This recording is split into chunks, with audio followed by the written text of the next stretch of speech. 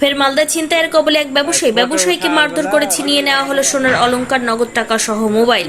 বাধা দিলে ওই ব্যবসায়ীকে বেধড়ক মারধর করা হয়। আক্রান্ত ব্যবসায়ী চিকিৎসাধীন মালদা মেডিকেলে। চাঞ্চল্যকর ঘটনাটি ঘটেছে মালদা জেলার কালিয়াচক থানার জালালপুরের শ্রীরামপুর এলাকায়। আক্রান্ত ব্যবসায়ীর নাম ইলিয়াস খান, বয়স আনুমানিক 40। এই বিষয়ে কালিয়াচক থানায় লিখিত অভিযোগ দায়ের করা হয়েছে। পুরো ঘটনার তদন্ত শুরু করেছে কালিয়াচক থানার পুলিশ। স্থানীয় ও পুলিশ সূত্রে জানা যায়, গতকাল রাতে মোটর বাইক নিয়ে জালালপুর থেকে বাড়ি ফিরছিল ওই ব্যবসায়ী। সেই সময় শ্রীরামপুর এলাকায় শাহজাহান বিশ্বাস, ডালিম শেখ সহ বেশ কয়েকজন মাঝ রাস্তায় পথ আটকায়। তারপরে শুরু হয় বেধড়ক মারধর। গলায় থাকা সোনার অলংকার, হাতে থাকা সোনার অলংকার সহ নগদ 40,000 টাকা ও একটি দামি মোবাইল ফোন ছিনতাই করে পালিয়ে যায় বলে অভিযোগ। আক্রান্ত অবস্থায় ওই ব্যবসায়ীকে রাতে মালদা মেডিকেলে ভর্তি করা হয়। এ বিষয়ে অভিযুক্তদের বিরুদ্ধে কালিয়াচক থানায় লিখিত অভিযোগ দায়ের করা হয়। ঘটনা হয়েছে যে আমি তো আর ভাগনা, তো আমি যতটুকু শুনেছি মামা ওই জালালপুর থেকে বাড়ি আসছিল।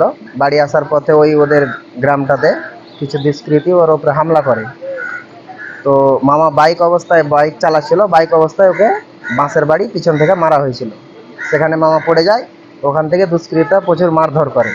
এবার গলায় যেটা চেন ছিল সোনার ওগুলো ছিঁড়েছে, হাতে যেগুলো আংটি ছিল ওগুলো খুলে নিয়েছে। এই মতো মামাকে মেরে ওখানকার কিছু বাসিন্দারা যারা দেখেছিল ওরা তারপর ওখান থেকে উদ্ধার করে। কোথায় থেকে আসছিল মামা, কি করে? মামা এমনি কাজ করে। ও আসছিল এতে থেকে, জালালপুর স্ট্যান্ড থেকে বাড়ি আসছিল আর কি, ওই রাস্তা দিয়ে। তো ওখানেই হামলাটা করেছিল। কারা মেরেছে? কোনো রাজনীতি দল তো না? না, রাজনীতি দল না, এটা ওদের গ্রামের লোকে ওই পাশের পাড়াই মেরেছে আর কি। কি নাম জানা গেছে? নামটা তো আমি সঠিক বলতে পারবো না। কতজন ছিল?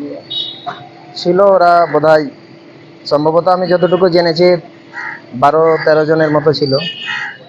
বাইক থামাতে বলে, তারপরে বাঁশের বাড়ি পিছন থেকে মারে। আপনার নাম? আমার নাম ইমরান শেখ।